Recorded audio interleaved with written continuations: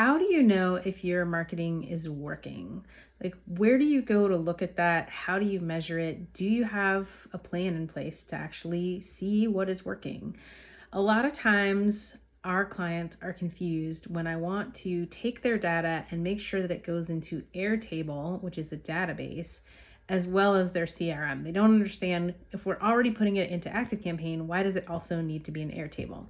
And the answer is because at some point you're going to want to go and you're going to want to look at what's happening overall with your data. So that might mean, how many applications are you getting to work with you? It might mean, what are the performance metrics of the emails that you're sending out? How many opens, how many clicks, how many of those ended up in sales?